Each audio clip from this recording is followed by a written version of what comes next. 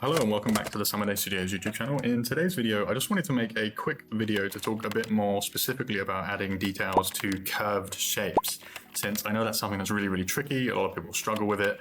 I personally have struggled with it quite a lot. I think it's one of the harder things you can do in hard surface modeling, so I completely understand where people are coming from, and we've had a few comments requesting that we go over that in a little bit more detail. So I've got a bunch of examples here that I've created with issues that you've probably come across while you're trying to model as well. And I've just put them on a few cylinders because obviously they're a lot more extremely curved than maybe some of the surfaces you might be working on. So if you've ever gone ahead and tried to add in a panel detail like this, right, which is really common in a lot of real things and also sci-fi things, you may have tried to resolve the topology like this. So potentially you've added a bevel like this, because obviously you want to smooth this and you want these edges to be maintained with nice hard edges, right, when you smooth. And to prevent n-gons, you've probably gone ahead and done something like this. So you have this edge loop coming down, forming part of this bevel, but then you have this big n-gon here, right? Here. So you have to have an edge that comes and joins in this corner, but when you go ahead and smooth, you get these really nasty big pinching artifacts in the corners, right? Where it looks like this is kind of not made out of metal. It kind of looks a bit gross, and it's not something you want. Maybe you've tried to add a square, like extrusion cut in like this, and then you thought, okay, I'll add bevels like this. But then when you smooth, obviously that means you've got all these edges going all over the place that you don't need, and that's adding hard edges where you don't want, like here, okay? And again, with another square cut in like this, you've got these corner diagonal edges coming out, which again is not something you want, and you're going to get pinching again, as you can see. It's less obvious, but you can definitely still see it, and it's not ideal. So some of the better ways to tackle this, so I've got some good and bad examples, is generally, as a rule of thumb, if you're planning on smoothing your models for whatever reason, especially with hard surface stuff, and you need to add cuts like this to curved shapes, especially extreme ones like this with cylinders, the best thing you can do is actually to have more topology, just have a higher mesh density. So the mesh density of this cylinder, I think, is 22 or 20 divisions around, whereas this one here is 64. So you can see with them two side by side, it's quite a lot more mesh, okay, quite a lot more edges. And this is just one way that you can resolve this. So again, just like with this bad example here, I've done an extrusion, a square one, in this curved shape. And instead of having these edges coming out diagonally, okay, I've instead opted for just having a bevel running up vertically. So we're maintaining that edge. But instead of having bevels or edge loops coming down vertically, like this, right? We've just got an edge running all the way across. And if I go ahead and smooth that now, you can see that we're getting absolutely zero artifacts. There's no pinching on the corners. The corners are a little bit more round, just by virtue of the fact that we don't have edges running up this direction, if you can see my mouse, okay? Like so. So that's one way that you can resolve that kind of detail, and it also preserves your mesh, your topology a bit better, because you don't have all these edges that you might have to terminate. So that's one way you could do this, but the key takeaway from this is that you just need a higher mesh density, and that's not something to be afraid of. And if you need a lower topology, then you can opt for perhaps a non-subdivision surface, a non-smooth modeling practice, or alternatively, you can just bake those meshes down to a normal map, as a lot of people do in game development. Here, we've got those terrible angled edges that I was talking about earlier, coming out at a 45-degree angle, but because the topology is much more dense, the mesh is much more dense, 64 edges around as opposed to just 20, 22 on this one, these actually don't cause anywhere near as much of a problem. So if I go ahead and smooth that, okay, the eagle item on you might notice a little bit of pinching, but you can see that it's massively reduced, and that's because we have this higher mesh density. So if you need to resolve the topology like this, you can get away with it just because there's a higher topology count. Now, a caveat to that is that that doesn't mean you should just subdivide your model away until it has a bajillion, gazillion, million polygons. Because that's not efficient, and that's not good no matter what you're doing. It's just going to make your computer slow down. If you're trying to get into industry, whether that's games or film, that's obviously not ideal either. So topology is still important, but don't be afraid of having more, just more mesh, more edge loops, okay? Especially once you finish blocking out your model and it comes to the time where you need to add details to these curved shapes, just you can just subdivide them and just add more edge loops, you know? And again, with this panel here, so if you look at this one, we have those angled edges coming off on the corner. Obviously that's not good, we get the pinching, but what I've done on this one is we have those 64 edge loops going around, so that's already helping us massively. But the extra additional thing that's helping us is what I've done here is this edge loop that was already here, forming the curvature of this cylinder, I've diverted to form this bevel, okay? Same with this horizontal one. Right? So that is helping us, and that's something that's a good idea to do when you can, okay, rather than adding brand new edges, because if I was to add a new edge here and then smooth, you can see we're getting a little bit of a bump, not too noticeable because of the poly count, but it's not something you want to do, and it's going to disrupt the curvature, which obviously we want to keep, otherwise it would be curved, right?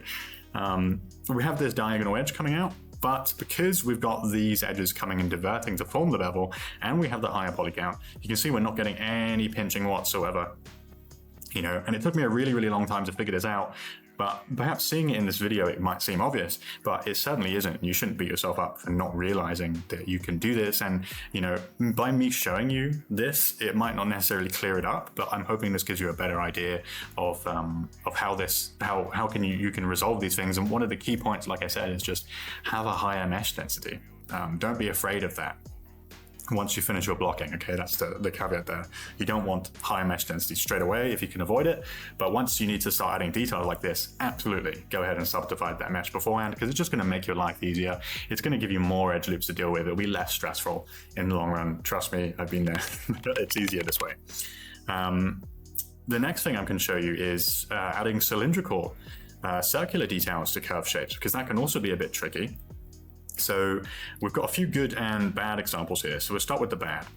So with this one, this might look okay on the surface, but as we smooth, it's not as noticeable as with those hard square cuts, because you don't need as many edges. But you can see, hopefully in the video, just about there are some pinching artifacts here on the side. Reason being is because if you imagine the way subdivision works is it's kind of interpolating between these edges, right? So as we smooth here, Maya is looking at this edge and this edge. When I press free to smooth preview, it's then assuming that these edges want to hold their shape, and it's just interpolating extra edges in between to add more curvature. So because these edges are much closer together than these ones are, Maya is assuming, oh, we need more edges in here, but then that's going to create almost the effect like this bevel does. Okay, so this bevel is giving us the effect that we want because we want it to maintain this hard edge, but because this vertex is so close to this one, it's adding pinching, beveling where we don't want it. So a better way to resolve this would be something like this. And now this cylindrical detail is much bigger, so that might not be something you want. But what I've done, instead of having this extrude in before adding this circular detail, the edges just form the circular detail itself. So if I smooth this now, you can see we're getting none of that pinching. So while it is oftentimes better to have higher mesh density when you're adding details, specifically for hard-edged corners like panel lines and square extrusions, whether that's convex or concave, in the case of cylindrical details, you don't necessarily need lots and lots of mesh density. As you can see here, there's no pinching whatsoever, and it's just working perfectly. If, however, you need to add smaller cylindrical details like this, that's when you're going to need more mesh density. So you can see the same way I've added this cylindrical detail where the already existing horizontal and vertical edge loops of the cylinder come in to form the circle in the middle.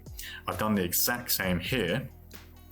And again, we're getting no pinching, but because the mesh density is higher, we can afford to have a smaller cylindrical detail without pinching. If I was to make this detail really, really small, all these edges would converge into the center.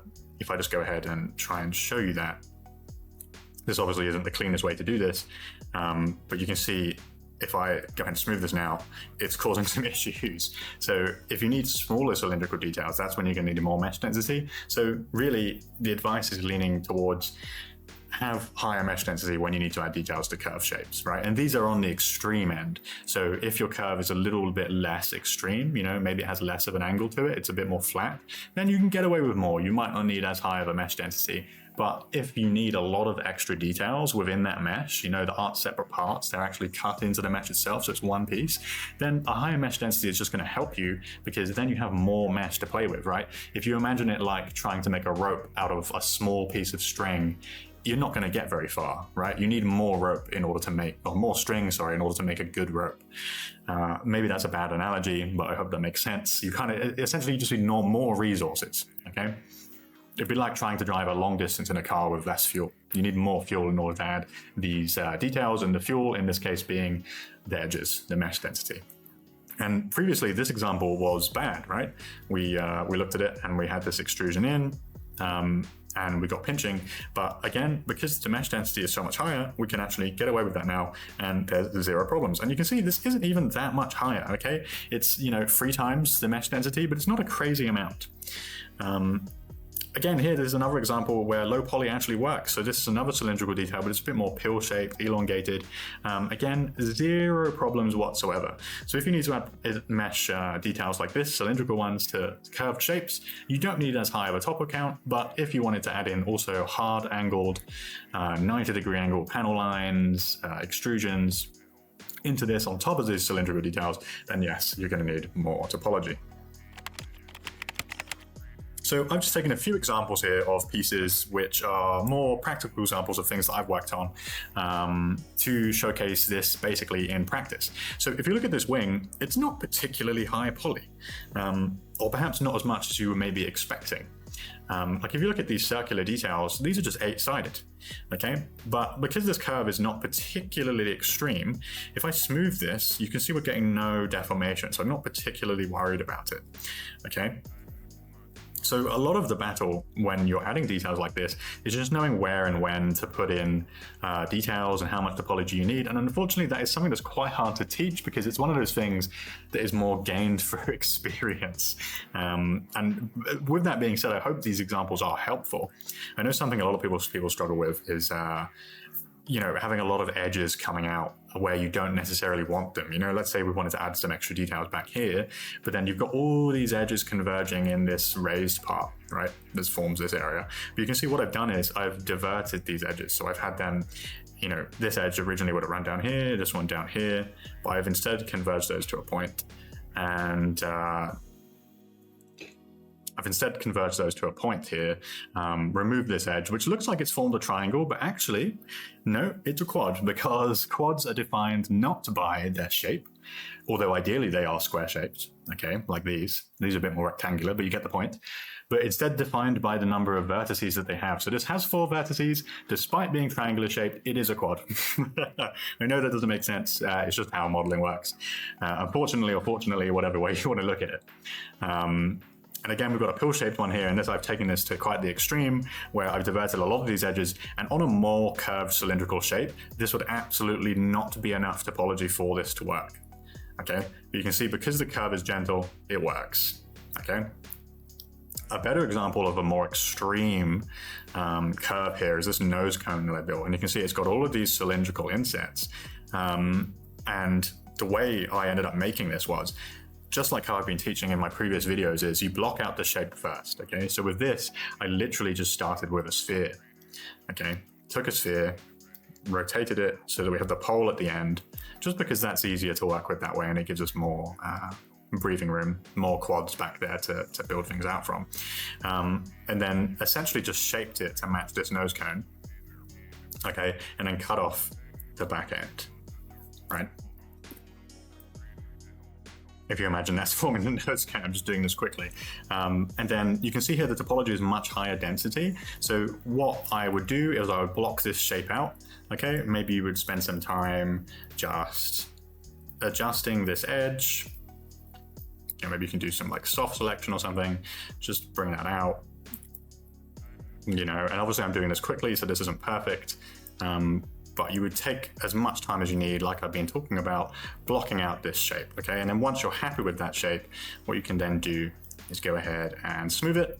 So that gives you more topology, and you can see that density is somewhat similar. Maybe we can go one more time. That's a bit higher. And then what I like to do afterwards when I need to start adding these cylindrical details is a really, really handy trick is to literally just create a cylinder, okay? Position it where you need these details to be, okay?